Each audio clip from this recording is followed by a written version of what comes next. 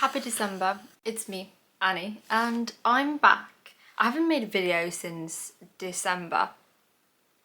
It's now December. I haven't made a video since September. I've been missing this. And I've really wanted to do the end of the year book tag since I first discovered it. I don't know when it came out, whenever it came out. And I've just written it on a lovely little notebook every year because I haven't had a booktube channel, but I do have a booktube channel, so I'm doing it right now, a bit late, but I do think I can still cram in some really fantastic reading for the end of the year. Have your hot beverage of choice. Mine is a Christmas tea which I bought yesterday, and don't know if it tastes like Christmas, but the vibes are certainly there. The first question is, are there any books you started this year that you've not finished, that you still have to read by the end of the year? Like a million, quadrillion, billion, zillion, trillion. Even ignoring all the books I started since uni started, even in the beginning of the year, not just in the beginning of the year, always. I'm really rubbish at finishing the books I start. So I think I've got like probably 40 books. I'm not even lying. Probably 40 books that I started this year and I've not finished. But I'm gonna name a couple that I do want to finish by the end of the year. This is an ultimatum. To keep this ultimatum semi-reasonable, I'm gonna name 3 books that I must read by the end of the year. And the first one of those is my current commute read, which is The Fall of the Kings by Kushner and Delia Sherman. This is the 3rd book in this companion series set in this fantasy world that actually lacks everything that would make it fantastical. It's just kind of a non-Earth historical setting with a bit of a different kind of aristocracy which we follow in the previous books, and these are very queer. The first one was written in the 80s and it is an icon of the fantasy genre when it comes to queer literature. And I would say fantasy literature in general. This series kind of coined the term, what is the term? Fantasy of manners, and this is the 3rd book in the series which Ellen has co-written with Delia. I actually started this summer and accidentally kind of DNF'd, and then I picked it back up this month, I think, to be my commute read. So yeah, I'm 200 pages into this and I'm really enjoying it. I've kind of enjoyed all of these books.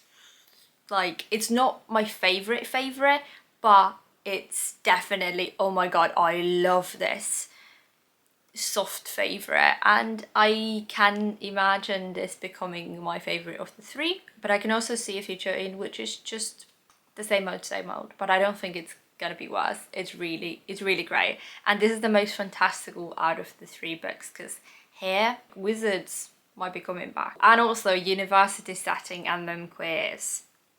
Gotta love it. Second one is one this makes me laugh because it's Pride and Prejudice by Jane Austen. I just think this is gonna be fitting for the December vibes. I had a plan to read all of Jane Austen's books this year, and I read Sense and Sensibility in July, I think, or was it in June, in the summer, and then I started reading this. Yeah, 45 pages during a single night, and I was like, gosh, I love this book because I've read this before, and I do. I was really looking forward to this read, but I just didn't pick it up. I think it was because uni started or whatever, some kind of a reason I suppose there was, but I do want to just read this during my holidays and continue my Austen chronological read through next year. Maybe I'll read all of Austen before I'm out of my bachelor's degree. That was not a good throw. And thirdly, this might be a bit ambitious because I've read 30 pages and it's a massive book, but that is Umberto Eco's Foucault's Pendulum. This book. This was my most excited read, like the read I was looking forward to the most in 2023, because I bought this for myself last Christmas. As you can see, I've not read it, and I think it's partly because it terrifies me, because what if it's not a favourite? But again, I do just want to read the best books during my holidays. Moving on to the next question, because I thought that would take me 2 minutes and it took me 10. The second question is, do you have an autumnal read to transfer your reading to the end of the year mood? And it's not autumn anymore. It is snow. Like, it was minus, I think, 12 degrees Celsius this week. That's not autumn, that's winter. But throughout the autumn, I have been listening to the audiobook narration of The Lord of the Rings, narrated by Andy Serkis, and it is absolutely bloody brilliant. This audio narration is just out of this world. So when I come home, when I'm too tired to commute, or I'm walking home because I'm coming too late so the buses don't drive here any longer, I'm a bit tipsy, and you know what gets me through the cold nights of Finland? Lord of the Rings. So that's me, but being put into the autumn mood, because it's just comfort mood. I love autumn and winter. I would say the Lord of the Rings puts you into the perfect, cozy, a bit cold comfort mood. Question 3. Is there a new release you're still looking forward to? Considering it's the 1st of December, I doubt it. I don't buy almost any new releases any longer unless it's something that I'm absolutely just like, I cannot wait to get my fingers on this. Alecto the 9th. I think that should have come out yesterday. Or is it even coming out? Oh my god, I literally forgot. Alecto the 9th by Tamsyn Muir, if that is coming out this year, because I absolutely loved the Lockdown series, and every year when the book comes out, every year when the book comes out, I just look forward to listening to it, because I think this is a series that I've followed since it first came out. Is it not out? Oh, it's coming out next year. Goodreads, you cheated me. No, it says 2024. Okay, let's move on from this question, because I don't know, but I'm looking forward to that. I'm not on top of the new releases, as you can see. Question 4. I didn't read the question. What are 3 books for you to read before the end of the year? I already named 3 books. Do I need to name other 3 books? I think I should. This is me putting too much pressure on myself.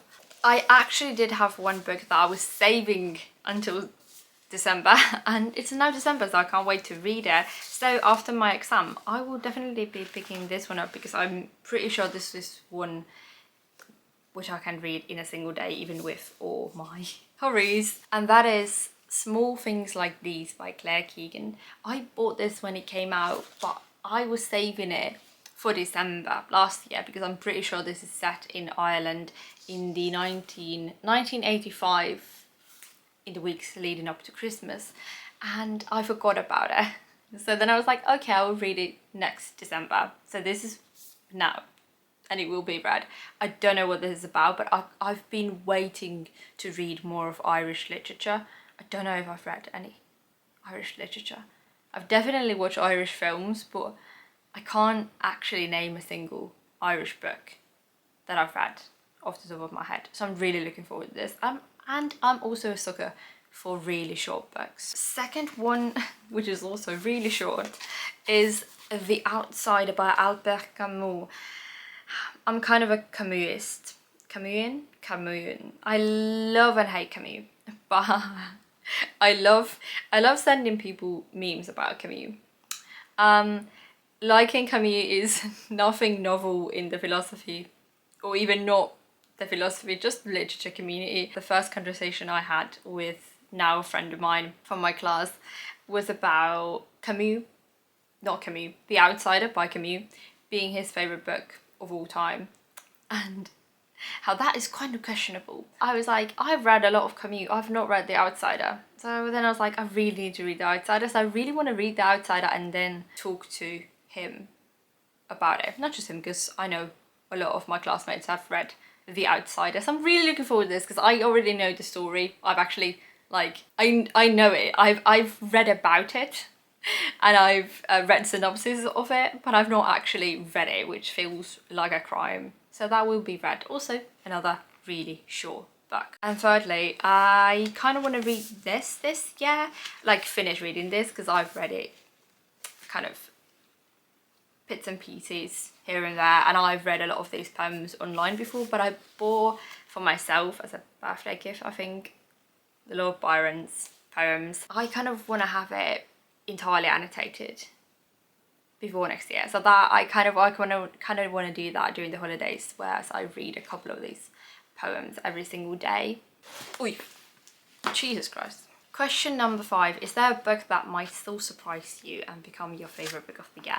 There is only a single book that could do this, and this is kind of why I added it to this list, because I'm always like, if there's a book in December which I'm like, that might be a favourite book of mine, I'm like, I should read it next year, because you can't read a new favourite in December. But sometimes I do the exact opposite, which was last year when I read Dune and The Three Musketeers and something else in December, and I loved reading just some of my absolutely favourite books of all time now in December.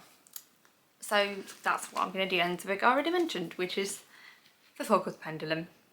I never told you what this is about. I don't know if I can tell you what this is about.